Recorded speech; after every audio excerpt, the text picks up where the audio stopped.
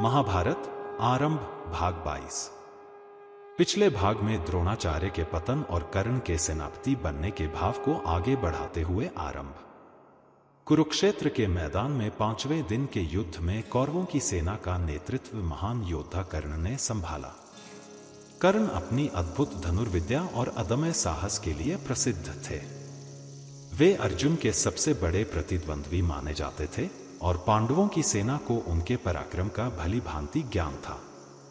कर्ण के सेनापति बनने से कौरवों की सेना में एक नई आशा का संचार हुआ, जबकि पांडवों को अब और भी अधिक सतर्क और रणनीतिबद्ध तरीके से युद्ध करने की आवश्यकता थी।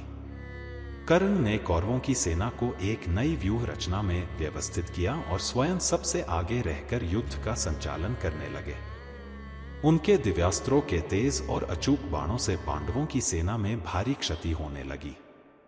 कर्ण के बाण सीधे योद्धाओं के मर्म स्थानों पर लगते थे और अनेक वीर धराशायी हो रहे थे। पांडवों की ओर से अर्जुन ने कर्ण का सामना किया। इन दो महान धनुर्धरों के बीच का युद्ध अत्यंत रोमांचक और देखने लायक था। दोनों ही योद्धा एक दूसरे के कौशल और शक्ति से परिचित थे और वे एक दूसरे पर श्रेष्ठता स्थापित करने के लिए अपनी पूरी शक्ति लगा रहे थे। उनके बाण आकाश में टकराते हुए अग्नि की वर्षा कर रहे थे। भीमसेन आज भी कौरवों की सेना पर अपने गदा से प्रहार कर रहे थे। उन्होंने दुर्योधन के कई और सैनिकों और रथों को नष्ट कर दिया, जिससे कौरवों की सेना में भय का माहौल और गहरा हो गया।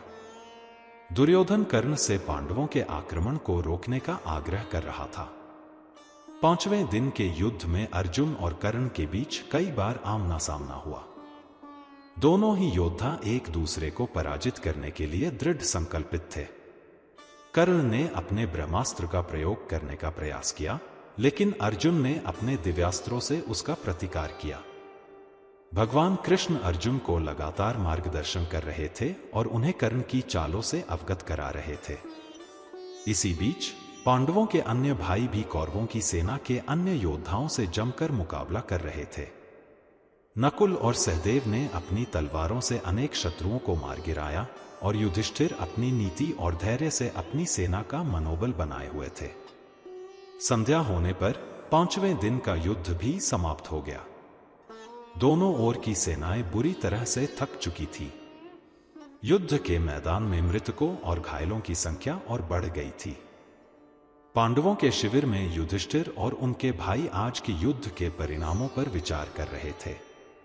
उन्हें कर्ण के अद्भुत पराक्रम का अनुभव हो चुका था और वे जानते थे कि कर्ण को पराजित करना एक बड़ी चुनौती है। भगवान कृष्ण ने पांडवों को प्रोत्साहित किया और उन्हें कल के युद्ध के लिए नई रणनीति बताई। उन्होंने अर्जुन को कर्ण की कमजोरियों के बारे में बताया और उन्हें उनका लाभ उठाने के लिए कहा। कौरवों के शिविर में दुर्योधन कर्ण के पराक्रम से बहुत प्रसन्न था। उसे लग रहा था कि कर्ण के नेतृत्व में वे पांडवों को पराजित करने में सफल होंगे। कर्ण ने भी दुर्योधन को विजय का आश्वासन दिया। महाभारत के महायुद्ध का 5वां दिन कर्ण के अद्भुत युद्ध कौशल का साक्षी बना। अर्जुन ने भी उनका डटकर सामना किया, लेकिन कर्ण की शक्ति पांडवों के लिए एक बड़ी चुनौती बनी हुई थी।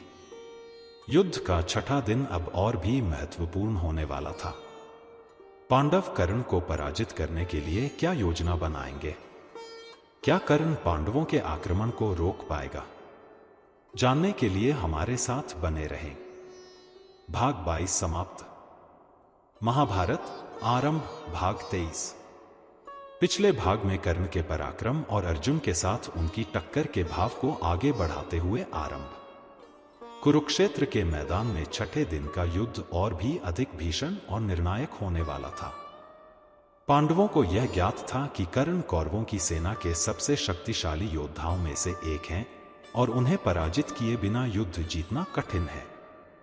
भगवान कृष्ण ने अर्जुन को कर्ण से युद्ध करने के लिए विशेष रूप से प्रेरित किया और उन्हें उनकी कमजोरियों के बारे में बताया।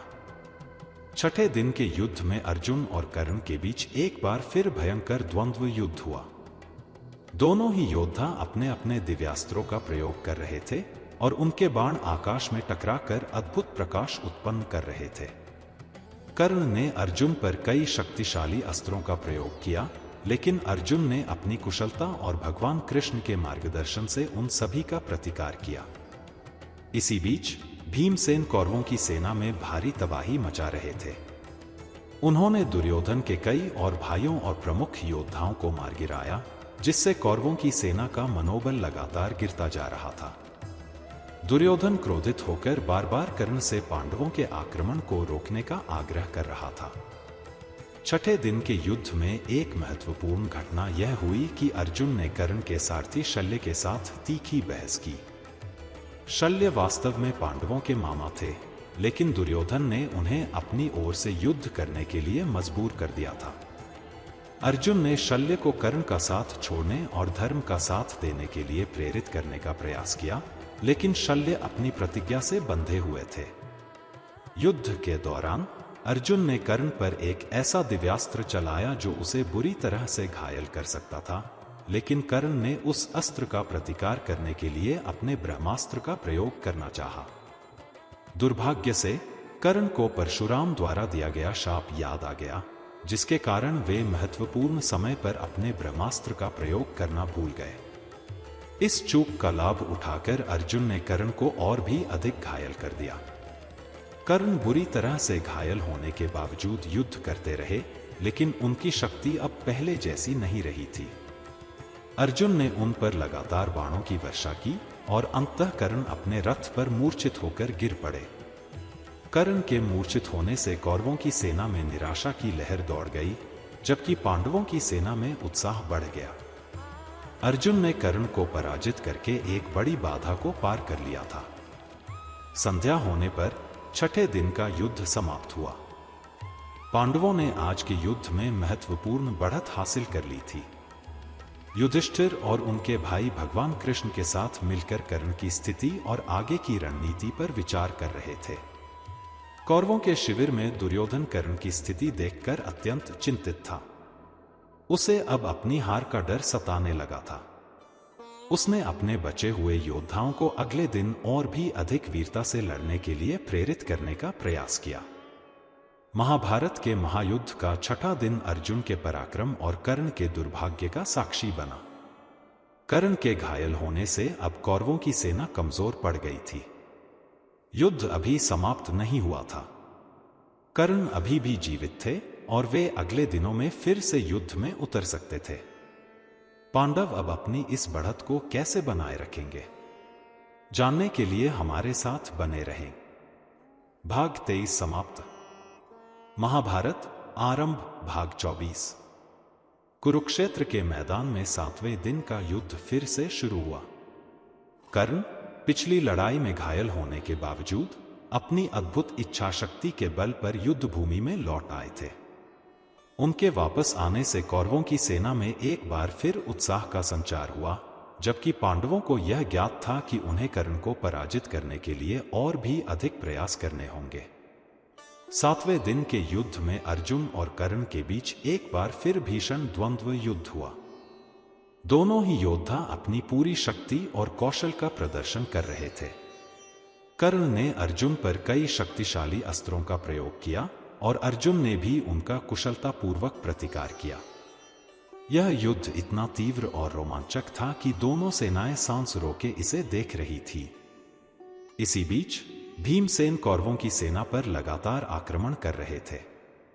उन्होंने दुर्योधन के कई और सैनिकों और रथों को नष्ट कर दिया, जिससे कौरवों की सेना में भगदड़ मच गई। दुर्योधन क्रोधित होकर बार बार कर्ण से पांडवों के आक्रमण को रोकने का आग्रह कर रहा था। 7वें दिन के युद्ध में एक महत्वपूर्ण घटना यह हुई कि अर्जुन के पुत्र अभिमन्यु ने भी अद्भुत पराक्रम का प्रदर्शन किया। युवा अभिमन्यु ने कौरवों की सेना के कई प्रमुख योद्धाओं का अकेले ही सामना किया और उन्हें पराजित किया। उनके साहस और युद्ध कौशल को देखकर सभी चकित रह गए। अभिमन्यु का पराक्रम देखकर दुर्योधन ने अपने प्रमुख योद्धाओं को उसे घेरने का आदेश दिया। कर्ण, कृपाचार्य, कृतवर्मा और अन्य कई कौरव योद्धाओं ने मिलकर अभिमन्यु पर आक्रमण कर दिया।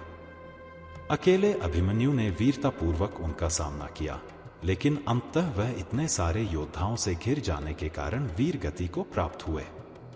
अभिमन्यु की मृत्यु का समाचार सुनकर पांडवों के शिविर में शोक की लहर दौड़ गई।